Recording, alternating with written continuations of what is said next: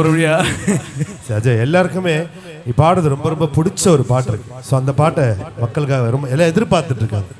என்ன பண்ணு எத்தனை பேருங்க தனுஷ் அண்ணா ரசிகர்கள் எத்தனை பேருங்க?